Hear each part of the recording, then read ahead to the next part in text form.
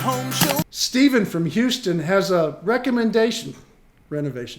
Stephen from Houston has a renovation recommendation. No, he's looking for one. Stephen from Houston is looking for a renovation recommendation. He is, because he's doing a remodel of a 1930s home over in the Montrose area of Houston here, and he's worried about this. What we're looking at here is the subfloor. That's the one with the sawdust on it, and the planking on the side of the house. And that circle he's drawn there is a hole where you can see clear through under. It's a pier and beam house, so it's lifted up off the ground. Okay, so Stefan writes, we're replacing the baseboards, and the contractor removed them and plans on replacing with standard drywall and then placing new baseboards over the drywall. Here's my concern. Removing the old baseboards exposed the subfloor below and gaps leading to the open crawl space. Won't the drywall be directly exposed to moisture, bugs, and anything else that wants to get in, Tom? Well, it's a house that was built in 1937. The framing standards and the way they were built was different. That's been there since 1937. I can't say it's been 100 years, but what is about 70 plus. So it's lasted that long, and the air would go through, keep it all dry. I'm not worried about moisture. Will it keep bugs out? No, bugs can get in if they want to come in, and there's a reason for them to come in.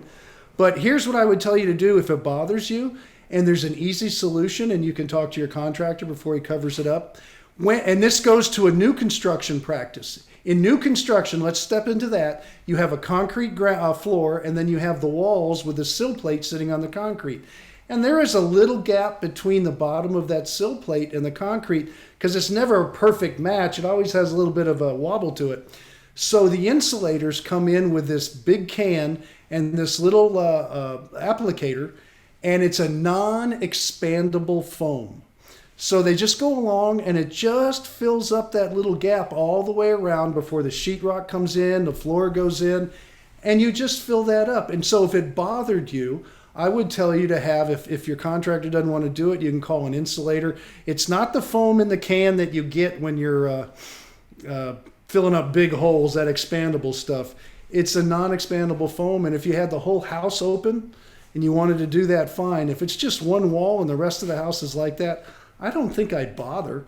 It's just the way it is and the way the house was put together, and I would just not worry about it. But it's not pretty, but it's the way it's been, and that's the way it was built.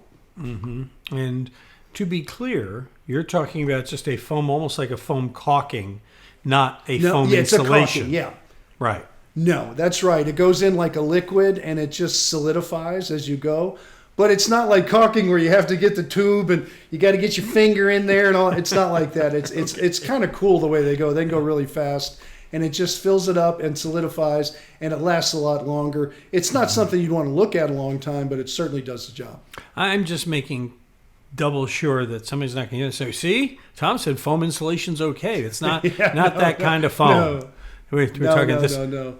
You'll see this around windows before the sheetrock goes in and the trim. You'll see it down along the baseboards. It's part of the insulation package. When I was building homes, we'd have the insulation package, formaldehyde-free fiberglass, not sprayed in foam.